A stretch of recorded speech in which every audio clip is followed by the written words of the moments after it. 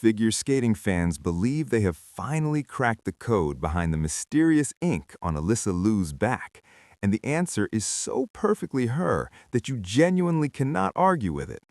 But before you get to the tattoo theory, you need the full picture of who this person actually is, because without the backstory, the theory loses everything that makes it hit the way it does. She is 20 years old, she is from the San Francisco Bay Area, and at Milano Cortina 2026, she did not just show up to skate, she showed up to conquer, and she did exactly that. She walked off the ice with 2 gold medals, one for the team event and another for the women's singles free skate, and that hardware did not just fill a trophy case, it rewrote the record books. She became the first American woman to win Olympic figure skating gold since 2002, ending over 2 decades of near misses and heartbreaks that had haunted the American skating world across multiple Olympic cycles.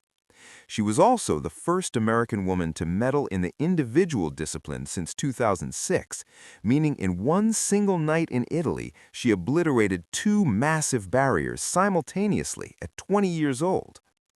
Double gold usually guarantees superstar status regardless of your personality, but what separates Alysa Liu from every other champion in recent memory is that her stardom is entirely built on who she actually is, rather than who she was packaged to be.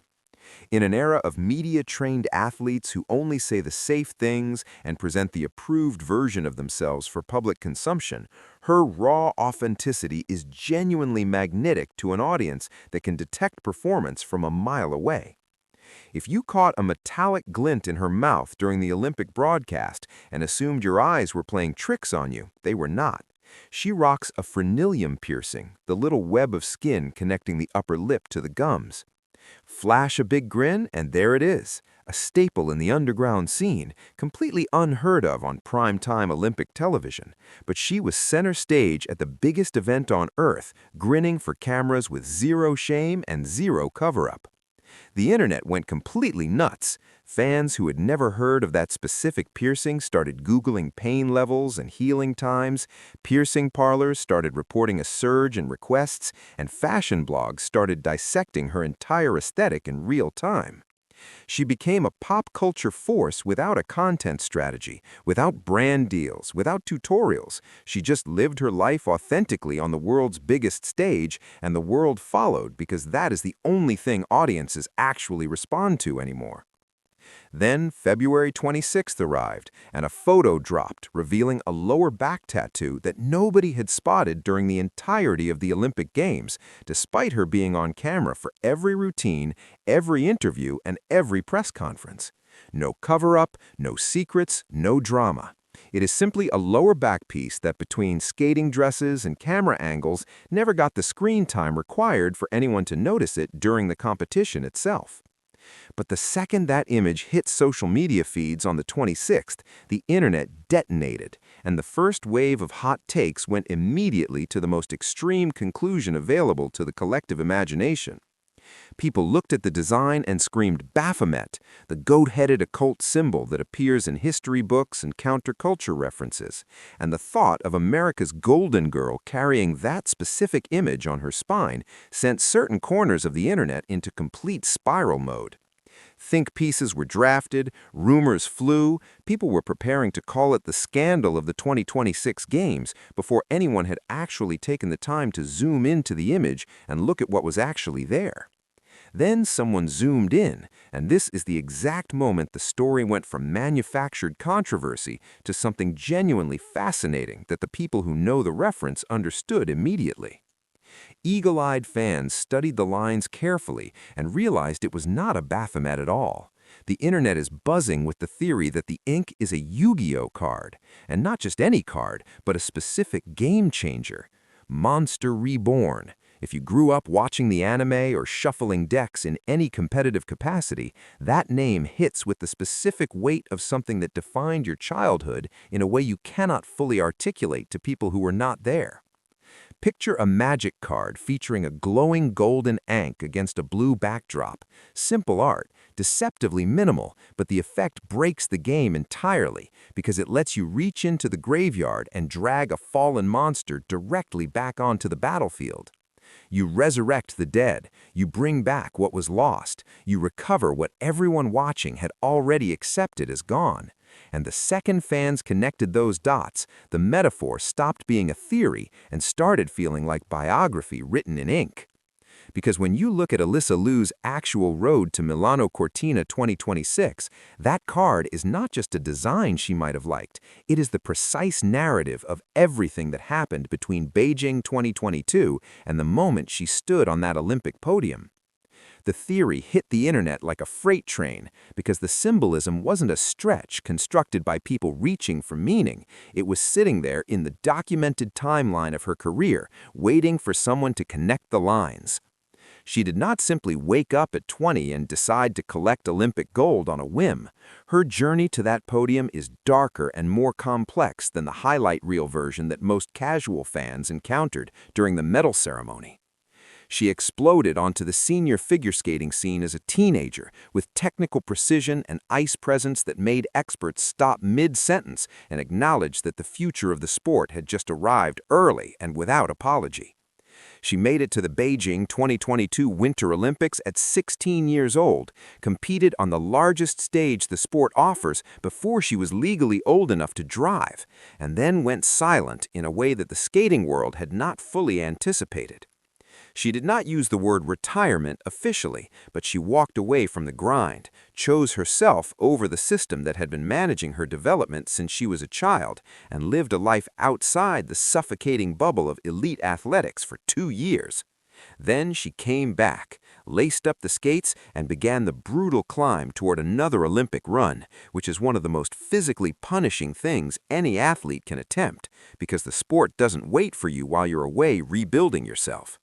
She returned while her rivals had been grinding every single day she was gone, rebuilt the conditioning and the technical sharpness and the mental armor from scratch, and then walked into Italy and won 2 gold medals at 20 years old. If that entire sequence, gone from the field, written off, returned from the competitive graveyard to dominate the highest stage, does not match the specific effect of a Monster Reborn card being played, the analogy simply does not exist in any cleaner form.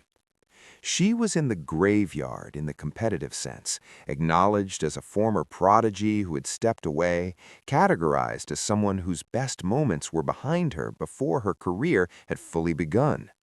She returned to the field stronger, more complete, more psychologically armored, and more dangerous than she was as a rookie, because the 2 years away gave her something the grinding never could, the understanding of why she actually wanted to be there. The theory that she marked this specific resurrection on her body, that she inked the Monster Reborn card as a permanent acknowledgement of the most defining chapter of her competitive life, hits hard precisely because it bridges the personal history and the mythology she loves. And the smoking gun that makes the theory genuinely compelling, rather than pure wishful thinking from fans looking for meaning, is that Alysa Liu is a massive, unapologetic Yu-Gi-Oh nerd. This is not a secret. It is a documented feature of her public persona. She has been vocal about her connection to the franchise for years. It is woven into her identity and aesthetic. And for someone who grew up immersed in that world, getting an iconic card tattooed on her body is not a stretch. It is precisely the kind of decision you would expect her to make. The visual confusion that sent early viewers toward the Baphomet theory is actually completely understandable once you understand what the Monster Reborn card actually looks like to someone encountering it without the cultural reference point. The golden ankh at the center of the card design is straight out of Egyptian history and iconography, which makes perfect sense given that the entire Yu-Gi-Oh franchise is built on a foundation of ancient Egyptian mythology running through its core narrative. An outsider who sees that golden ankh design without the pop culture context could absolutely mistake it for something from occult imagery. The visual language overlaps in a way that is confusing, specifically to people who do not carry the reference. That specific confusion dynamic, the people who know immediately recognizing the card, the people who do not knowing immediately jumping to the most dramatic available interpretation, is what made the tattoo story so explosive across completely different internet communities simultaneously. The design works as a piece of art independent of the reference, which is exactly the quality that makes great tattoos great.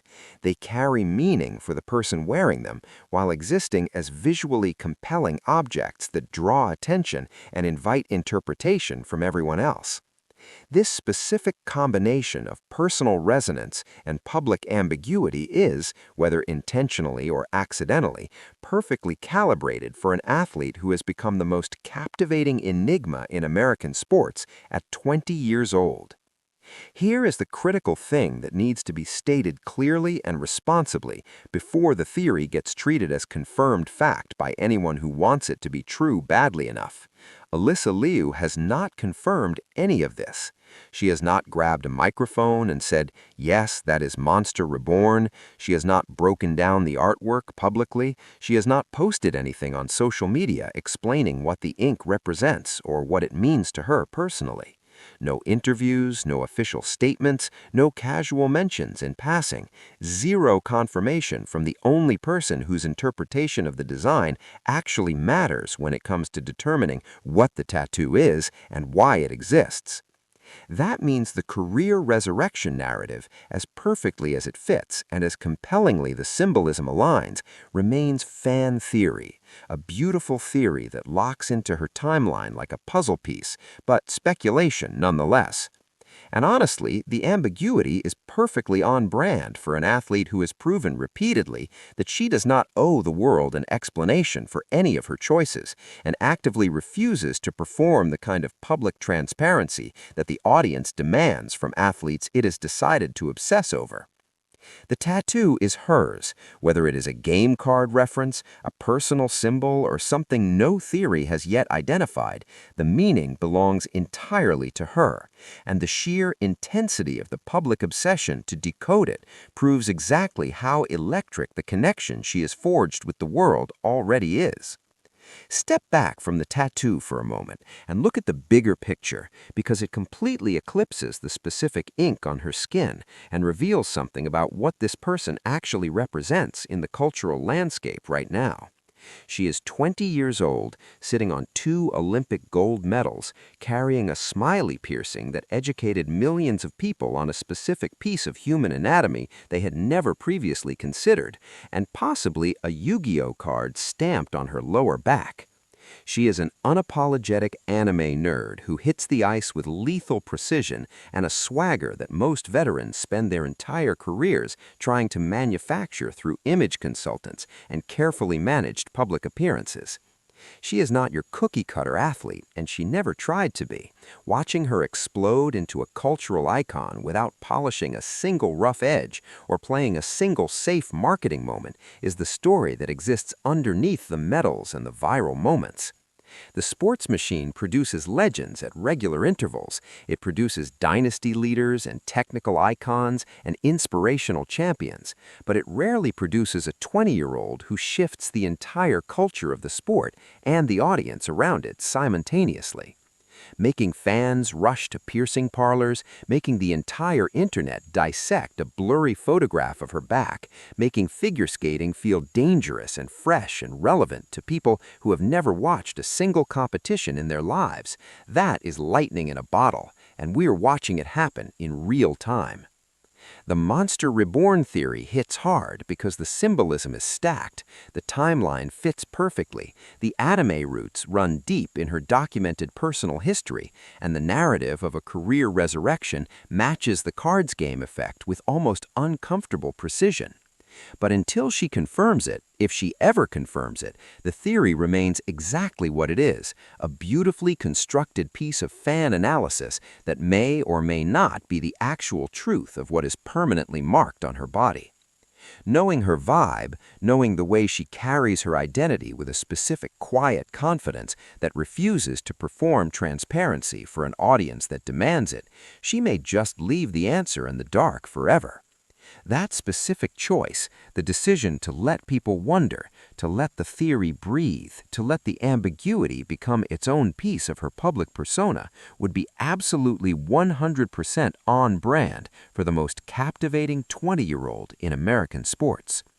The tattoo drama is not the story. It is the opening act for whatever comes next from an athlete who has already compressed more cultural impact in a single Olympic cycle than most champions generate across entire careers. She is 20, she is just warming up, and the gap between where she currently sits and wherever her ceiling actually is has not yet been identified by anyone, including very possibly her.